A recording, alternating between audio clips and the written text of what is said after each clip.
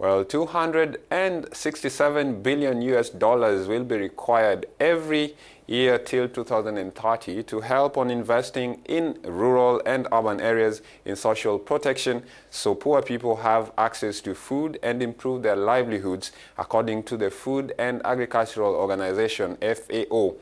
Now, in their report, they said that the international community needs to build on the successful experiences of some countries that have effectively used a combination of investment and social protection to combat hunger and poverty in rural and urban areas.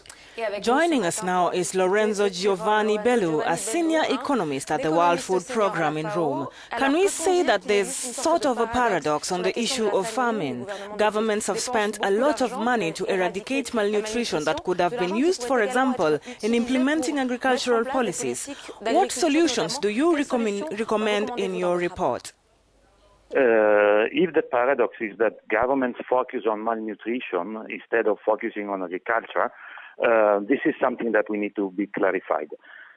All in all, the overall objective is welfare of people, is providing people with enough, sufficient, safe, and nutritious food, all year round, and possibly for everybody. So, in a sense that if governments focus on malnutrition and focus on lack of food, I would not say that this is misplaced attention, because they focus on the objective.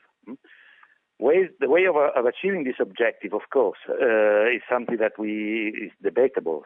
So agriculture, for sure, is a mean to achieve this objective, and good agriculture and sustainable agriculture is a way forward for that. It may not be the only way forward, because, of course, you don't solve all the issues and all the problems related to the welfare of people through one sector, but of course agriculture is a good instrument. This paradox may not be as such if what you spend to address the issue of malnutrition is spent in an equitable and sustainable way. Sustainable way means that you don't just confine the interventions to pure transfers, but you associate transfers to address the issue of malnutrition together with longer-term interventions to promote and to support a productive structure, sustainable productive structure. The past few months, Eastern and Southern Africa have particularly suffered from the El Niño climate phenomenon, together with droughts. Has this situation worsened?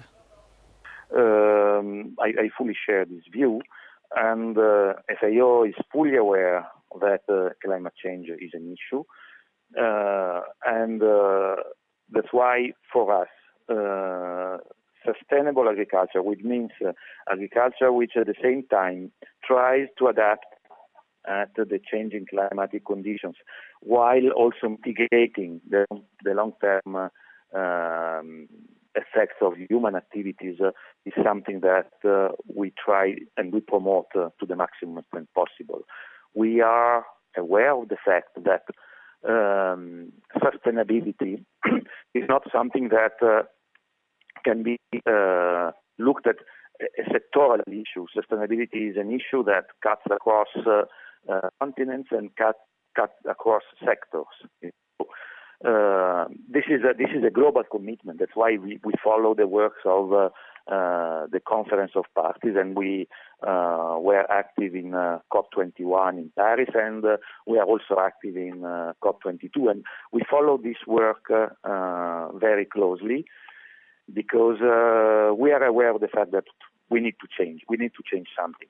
So since Rio Plus 20, where it was clear that, as it is stated in the document, the future that we want, we all have to change. The societies have to change the way they produce and consume. We know that there is a challenge, and the challenge is the shifting paradigm, from the overuse of natural resources, including the atmosphere, including the overuse of fossil energy, towards something that is more sustainable.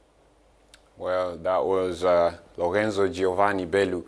He's a senior economist in Rome with the Food and Agricultural Organization.